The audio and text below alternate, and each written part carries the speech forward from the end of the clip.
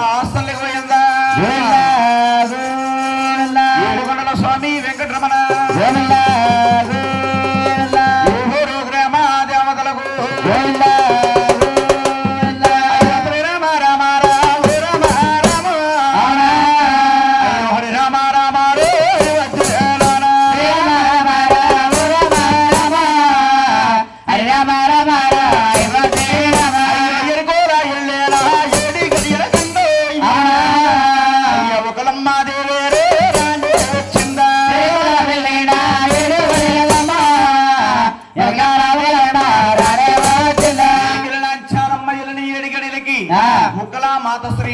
వజ్రాల పుట్ట పట్టుకుని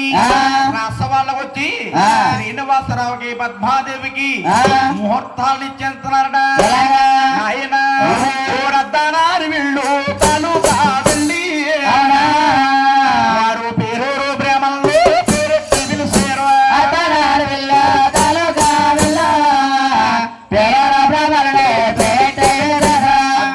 వీళ్ళు పేరూరు ప్రేమలంటే పినికలంటే వారు పొడిసే సూర్యుని గాని చంద్రుని గాని సామంతులండి సర్వసామంతులండి అటువంటి ప్రేమలకు వచ్చి శ్రీనివాసరావుకి పద్మాదేవికి ముహూర్తాలు ఇచ్చేస్తున్నారు నీకు ఆదివారం నాడు అన్నారు బుధవారం నాడు పున్నమ అన్నారు ఆదివారం నాడు అన్నారు బుధవారం నాడు పున్నమ అన్నారు శుక్రవారం రక్కని రోజు 10 నిమిషాలకి కోట్లగా నిశ్చయించారు ముహూర్తాలు నిశ్చయించారండి ముహూర్తాలు నిశ్చయించి మహానుభావులు పెళ్లి పనులు మొదలెడుతున్నారంట ఆకాశమంతాన్ని వైరామానికి పండుగ చేశారు వైరామా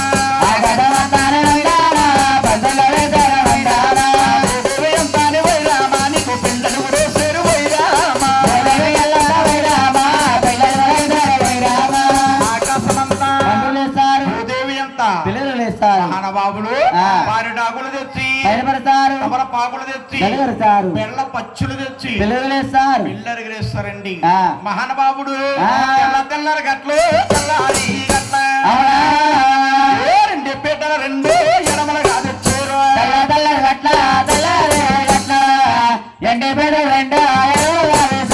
వాళ్ళని బాలికని సర తీసుకొచ్చారు టెంకాయ కొట్టారు 2 సెక్కలు చేస్తారు మహానుభావుడు శ్రీనివాసరావు మగవాడు కాబట్టి విఘ్నేశ్వరుడు పూజ చేయించారు మహాతల్లి పద్మావతి దేవత గౌరీ పూజ గౌరమ్మని పూజ వైరామానికి గణముగా చేశారు వైరామా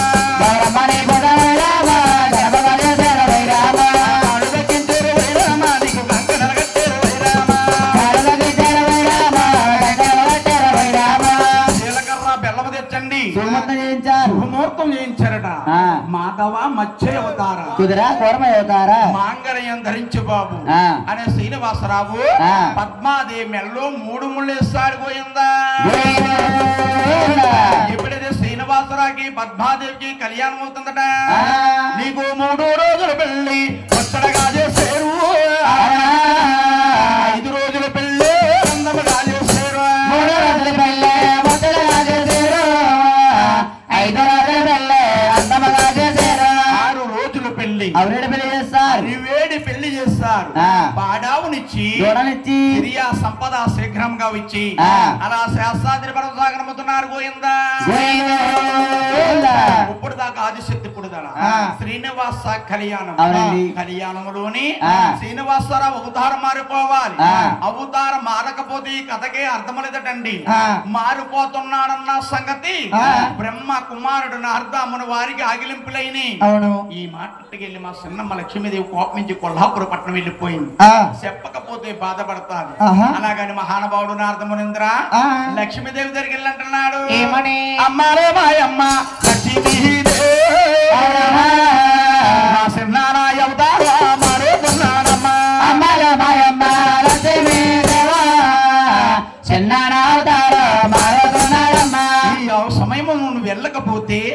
నువ్వు లక్ష్మీదేవి కింద ఉండిపోతావమ్మా ఆ మాటలకి లక్ష్మీదేవి పరుగున వస్తా ఉంది వచ్చే సమయమున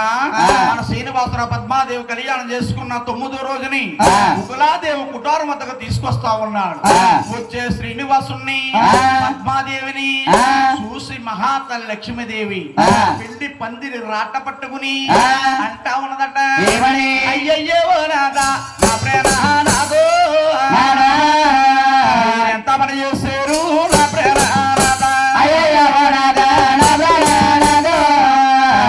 ఎంత పని చేశారు నా ప్రేరణాదా, నన్ను కాదన్నారు పిల్లడిగినారు అప్పుడే చెబుతారు వారు తొందరనాథో, నన్ను కాదన్నారు పిల్లడిగినారు అప్పుడే చెబుతారు వారు తొందరనాథో, తప్పేమి చేసేను ఉప్పేమి చేసేను మీరు నన్ను చూపెడతారా నా ప్రేరణాదో, తప్పేమి చేశాను ఉప్పేమి చేశాను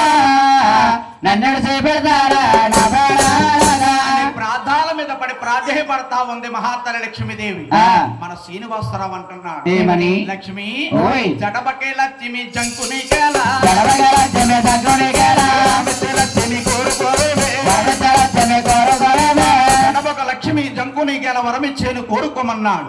ఆనాడు లక్ష్మీదేవి అంటుంది ఏమని? ఏమండి నాదా ప్రణేశ్వర ఓయ్ మీరు సతిగాని ఉండాలి సతిని కావాలండు నాదా కోరుకుంటాను పదవిగానే ఉండాలి పదవి కావాలంట వరమిస్తే నాదా కోరుకుంటాను, ఏమండి మీరు భర్త అయి ఉండాలి నేను భార్య ఉండాలి వరమిస్తే నానాదా కోరుకుంటాను నాదా, అనగానే మన శ్రీనివాసరావు అంటున్నాడు ఏమని? ఓ ఈ లక్ష్మీదేవి కంగరబడకు నేను యువతారు విడిసిపెట్టి పేరుమదేవి గర్భాన 6 తర్వాత 7వ వన్నై జన్మిస్తాను, నా పేరు వెంకటేశ్వర స్వామి నామకరణం చేస్తాను, నువ్వు అవతారంలో లక్ష్మీదేవి కింద ఉన్నావు, వచ్చే అవతారములోని ఆలమూరు తాతయ్య కుమారుడు ఆలమాదారుగుడు కూతురు అరివేలు మంగాదేవి జన్మిస్తావు, నువ్వు నేను మేనత్త మేనమామ బిడ్డలవుతాం, నిన్ను నాకిచ్చి కళ్యాణం చేస్తాను, నిన్ను కళ్యాణం అంటే ఆడతాను గాని ఓ అమ్మాయి నీతోని కాపరము చెయ్యనన్నాడు,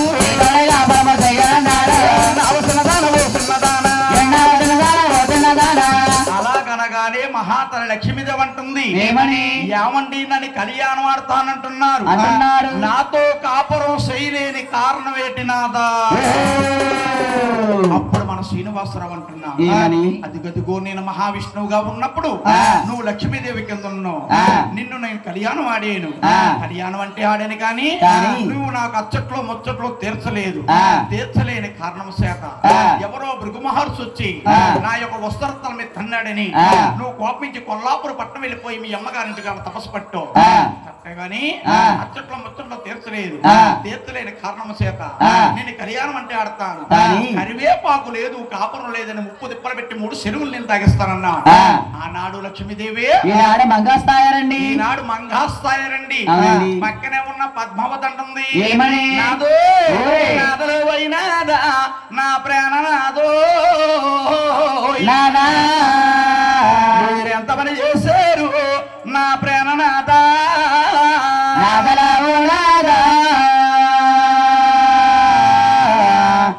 ప్రాణనాథో ఎంత పని చేశారు నా ప్రాణనాథో, ప్రాణేశ్వర నీకు నాకు కలిపి మరి నిన్న కాక మొన్న పెళ్ళయ్యినాదో ప్రాణేశ్వర అచ్చట్లు లేవండు ముచ్చట్లు లేవు నిన్న కాక మొన్న పెళ్ళయ్యినాదో అచ్చట్లు లేవండు ముచ్చట్లు లేవా ప్రాణేశ్వర నా చేతి కంకణాలు చేతిలున్నాయి నాదా నట్ట బాసికాలు నట్టాలు అన్నాయా చేతి కంకణాలు చేతిలున్నాయనారా నట్ట బాసికాలు నట్టాలున్నాయనారా పారాణిలో హారం రాలేదు నేను కట్టుకున్న మధు వరకు మాయన్న చాలా పారాణిలో హారం రాలేదు కట్టుకున్న మధు వరకు మాయన్న తప్పేమి చేస్తాను ఉప్పేమి చేస్తున్నారా నిలిచిపెడుతున్నారు నా ప్రాణనాథ అలాగని ప్రాధాల మీద పడి ప్రాధేయపడతా ఉంది పద్మావతి దేవి. మహానుభావుడు శ్రీనివాసరావు అంటున్నాడు ఏమని? జడముకు పద్మ జంకు నీకేలా వరమిచ్చేను కోరుకోమన్నాడు. ఆనాడు పద్మాదేవి అంటుంది ఏమని? యావండి నాథ ప్రణేశ్వర మీరు సతి ఉండాలి పతిని కావాలంటో వరమిస్తే నానాతో సతిగానే ఉండాలి పతిని కావాలన్నా వరమిస్తే ఓనాదా కోరుకుంటాను అండి మీరు భర్త ఉండాలి నేను భార్య ఉండాలి వరమిస్తే నానాదా కోరుకుంటాను నాదా అలాగనగానే మహానుభావుడు శ్రీనివాసరావు అంటున్నాడు ఏమని పద్మావతి కంగారు పడకు నేను అవతారంలో నేను కళ్యాణం అంటే ఆడాను గాని నీకు అత్తట్లో ముచ్చట్లు ఏమి తీర్చలేదు తీర్చలేని కారణం చేత నేను అవతారంలో శ్రీనివాస జన్మించాను వచ్చే అవతారంలో పేరుదేవి గర్భ 4 తర్వాత 7 వండి పడతాను నా పేరు వెంకటేశ్వర నామకరణం చేస్తారు ఆలమూరు తాతయ్య కుమారుడు ఆలమాదారుల కూతురు అరివేలు మంగాదేవిని కళ్యాణం ఆడతాను కళ్యాణం ఆడిన తర్వాత వారి కట్న విమర్శ చేత కారణం చేత నేను 7వ పరతం వచ్చి 7 గుళ్ళు కట్టుకుంటాను గుడిలో ఒంటరిగా ఉంటాను నువ్వు అవతారంలో పద్మావతి జన్మించో వచ్చే అవతారములోని మీది ఢిల్లీ నీ తండ్రి మేరా సాహిబ్ నీ తల్లి మేరాదేవి నీకు 2 అన్నగారులు ఉంటారు వారి పేరు పకీరి పంచాలి వారికి ముద్దులు చెల్లులుగా ఉంటావు నీ పేరు బివీనాచారమ్మా నీ రాజ్యం పై రాజ్యం వారు వచ్చి కొట్టుకుపోయిన కారణము చేత నీ అన్నగారులు 2 తీసుకొచ్చి చంద్రగిరి అడవుల్లో వదులుతారు చెట్టు ఉంటుంది చెట్టు కింద ఉంటావు చెట్టు కింద లీసులెళ్ళుకుంటా ఉంటావు నేను ఒక తరిమేట్లకు వస్తాను అమ్మాయి నా కూడా రా అంటాను బాబోయ్ అంటాను సూర్యుడి ముఖం చూడరాదండి పెట్టరాదండి సూర్యుడి ముఖమే చూడరాదండి నీకు నాకు చూడద్దండి అంటావు కోసమరమైన అంటావు అవును కాదు కూడదని కాళ్ళు దొక్కి నా 7 కొండలకు తీసుకొస్తాను నా 7 కొండల్లో ఏముంది తెలుసా ఏముందండి 12 సేకూల నిన్ను ఉయ్యాల జంబారా నిన్ను పూతాను 12 సేకూల బంగారు ఉయ్యాల జంబారా నిన్ను పూతాను నిన్ను రాణిని చేస్తా నేను రాజుగా ఉంటాను నీ పేరు పాదుల కింద బాకేలాగా జ్యోతి వెలిగేలాగా చేస్తానన్నాడు అవును ఆనాడు పద్మావతి ఈనాడు బేబీనాంచారండి ఈనాడు బివీనంచారమ్మ కన్నా తల్లి కన్నా పెంచిన తల్లికి ప్రేమ కూడా ఉగులా మాత ఉంటుంది ఏమని నా రాముడికి ఏ సిల్లి నామాలే అప్పుడే మారుతున్నది కొడుక రాముడికి సిల్లి నామాలా అప్పుడే మారుతున్నది రాముడికి ఏ సిల్లి నామాలే పెంచిన ప్రేమలో తీరలు కొడుక రాముడికి సిల్లి నామాలా పెంచిన ప్రేమలో తీరలు కొడుక కోమయ అవుతారా మాధవ మధ్య అవుతారా అప్పుడే అవతారం మారిపోతున్నావా నిన్ను ఇంతటి వాడిని చేశాను పెళ్లి పేరంటం అయింది పిల్లలతో పాపలతో కలకల్లాడతావు అనుకున్నాను అప్పుడే అవతారం మారిపోతున్నావా అలాగనగానే మన శ్రీనివాసరావు అంటున్నాడు ఏమని అమ్మా బాధపడుతున్నావా తల్లి ముకుల మాత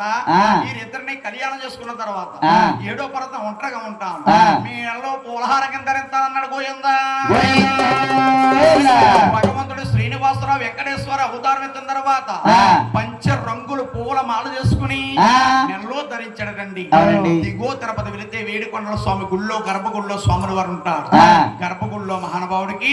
నెలలో పూలహారం ఉంటుంది తులసి మాలగా ఉంటుంది పూలహారమే ముకులాదేవి మహానుభావుడు ఎవరికి ఇచ్చి వారు వారికి వెనక్కి దేవుడు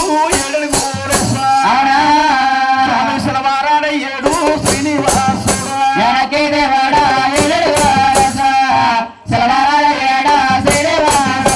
ఈ శిలవరాడులోంచటండి ఒక జ్యోతి రూపముగా భూమికి ఆకాశానికి